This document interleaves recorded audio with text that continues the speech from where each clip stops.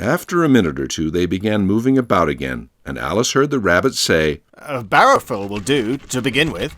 A barrel full of what? thought Alice, but she had not long to doubt, for the next moment a shower of little pebbles came rattling in at the window, and some of them hit her in the face.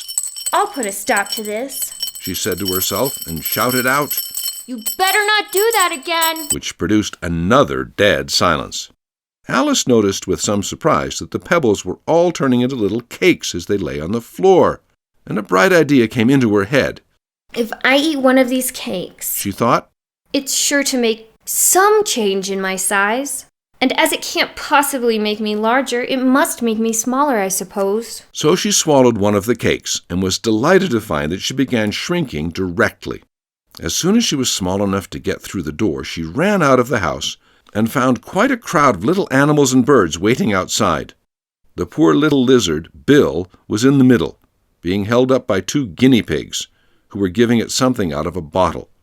They all made a rush at Alice the moment she appeared, but she ran off as hard as she could and soon found herself safe in a thick wood.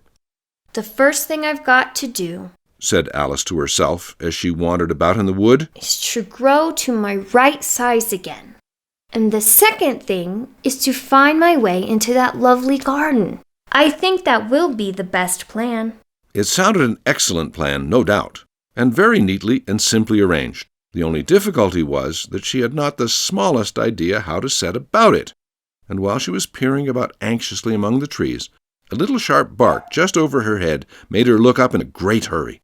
An enormous puppy was looking down at her with large round eyes and feebly stretching out one paw, trying to touch her. Poor little thing, said Alice in a coaxing tone, and she tried hard to whistle to it, but she was terribly frightened all the time at the thought that it might be hungry, in which case it would be very likely to eat her up in spite of all her coaxing. Hardly knowing what she did, she picked up a little bit of stick and held it out to the puppy, whereupon the puppy jumped into the air off all its feet at once with a yelp of delight and rushed at the stick and made believe to worry it. Then Alice dodged behind a great thistle to keep herself from being run over, and the moment she appeared on the other side, the puppy made another rush at the stick and tumbled head over heels in its hurry to get hold of it. Then Alice, thinking it was very like having a game of play with a cart horse, and expecting every moment to be trampled under its feet, ran round the thistle again, and the puppy began a series of short charges at the stick, running a very little way forwards each time and a long way back, and barking hoarsely all the while, till at last it sat down a good way off, panting, with its tongue hanging out of its mouth, and its great eyes half shut. This seemed to Alice a good opportunity for making her escape, so she set off at once, and ran till she was quite tired and out of breath, until the puppy's bark sounded quite faint in the distance. And yet, what a dear little puppy it was, said Alice, as she leant against a buttercup to rest herself, and fanned herself with one of the leaves. I should have liked teaching it tricks very much, if I'd only been the right size to do it. Oh dear, I'd nearly forgotten that I've got to grow up again. Let me see, how is it to be managed? I suppose I ought to eat or drink something or other, but the great question is what? The question certainly was, what?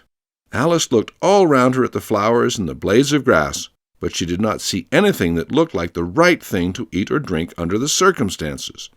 There was a large mushroom growing near her, about the same height as herself, and when she had looked under it, and on both sides of it, and behind it, it occurred to her that she might as well look and see what was on top of it.